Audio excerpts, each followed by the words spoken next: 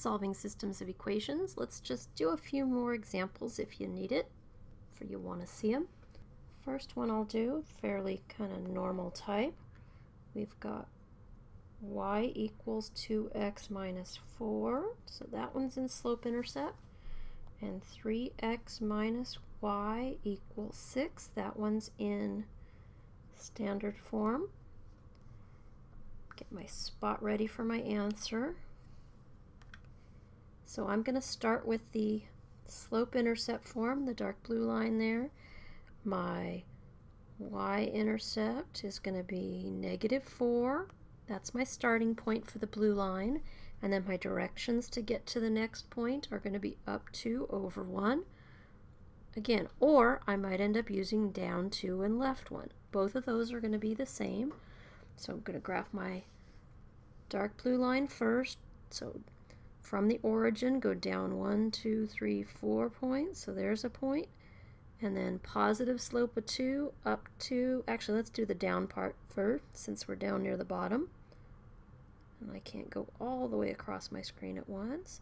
So I know there's part of it. And I'm going to keep going up 2 over 1, up 2 over 1, up 2 over 1, up 2 over 1. And we don't know where these are going to intersect. That's why we want to have those good habits of always going all the way across the coordinate plane. You guys are using a straight edge. I can't do that on here. Okay, the second equation, I'm going to rewrite it in slope-intercept form. I know that my y-intercept is -6 and my x-intercept is 2. I can do that, but I'm going to know exactly which points it goes through if I put it in slope-intercept form, because I'm going to make point after point after point. So just solving it for y, oops, that's not right, divide by -1, because there's a little 1 in there, -1, and that just changes all the signs. So I've got y equals positive 3x minus 6. So I'm going to graph my y-intercept is down here at -6, and my slope is going to be 3 over 1, again, or -3 over -1. We'll use both of those to get all of our points. Except since I'm down here at -6, I don't have a whole lot down to go. So I'm going to have to go up. So I'm going to go up 3 and over 1. Take care of this part of the line while I'm down here. Looks like we're going to cross pretty darn quickly. Up 3 and over 1. We're going to cross right on the x-axis. So this one, if I had graphed it using my x and y intercepts, I would have gotten the solution just fine. So that just goes to show you, you might want to try that first. I even said it verbally first. And so if I had said it verbally and then graphed looked at where the blue line was graphed, I would have known I already had the answer. But my answer's right there. Looks like it is 2, 0. Now let's see, I double check. I already said when I look at this, if I do cover up, my x-intercept, if I put 0 in for y, yep, that should be 2. So I'm pretty confident that's my solution. Okay, couple lines. Look for the solution of this pair of equations. Again, I've got one in standard form, one in slope-intercept form. So I'm going to start with the slope-intercept form line. My y-intercept is -7. My slope is -1/3. So the y-intercept is an address, slope is an directions to another point. I can graph that. -7, 1, 2, 3, 4, 5, 6, 7. Negative slope points down to the right, falls, if you will.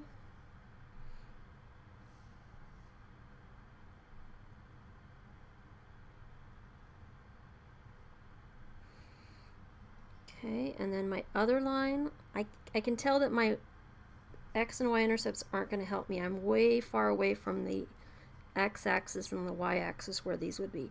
So I'm going to go ahead and put it into slope-intercept form, get y alone,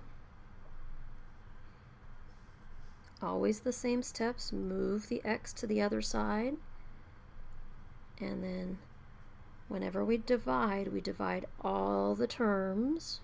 We say both sides, but that means all the things. So negative divided by negative is positive, negative divided by negative is positive. So my y-intercept is 3, and my slope is also 3. So 3 over 1, because we're going to be graphing. Now look, we have a slope of 3 over 1 and 1 over 3 that's negative, so those are going to be perpendicular lines. Doesn't have any bearing on the graphing of this line, but just wanted to remind you that when you have opposite reciprocal slopes, that means we have perpendicular lines. So you better have lines that look like they would meet in right angles. So connecting my dots.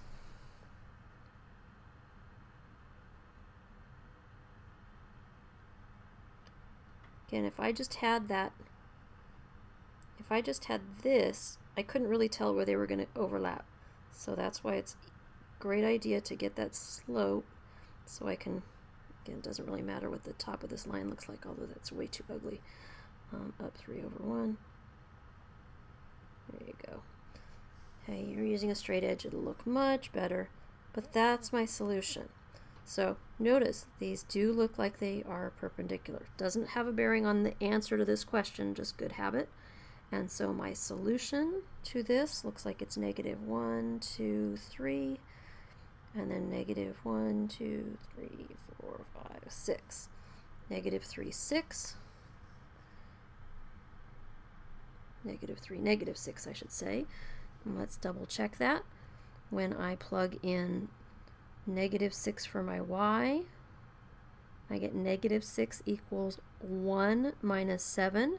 Right? Those 3's cancel if I plug this in.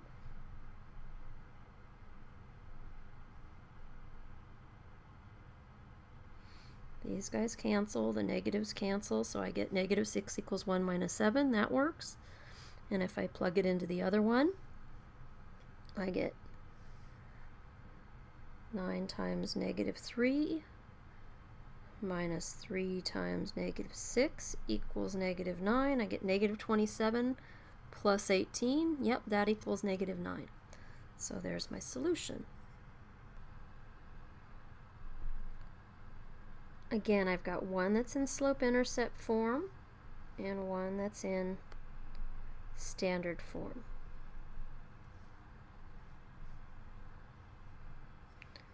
My y-intercept one should be second nature. Y-intercept is my starting point. My slope is my directions to my next point. So I'm going to go down and then to the right. I'm also going to go up and to the left. So let's get that blue line graphed. Y-intercept of negative 1 and then down 2 and right, not 4, but 3. Down 2 and right 3. And then up 2 and left 3, up 2 and left 3.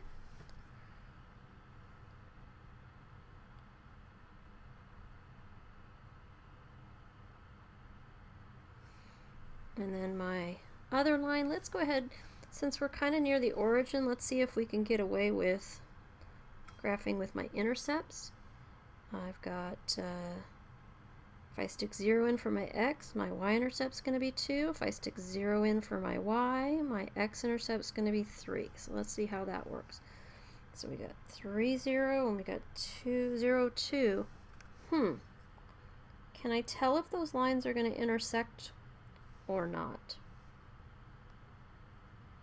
Well, I said it's a good idea to put it in slope-intercept form so you can tell, because we could keep counting, but we can find the slope from there. What's the slope of that line? Well, it's negative.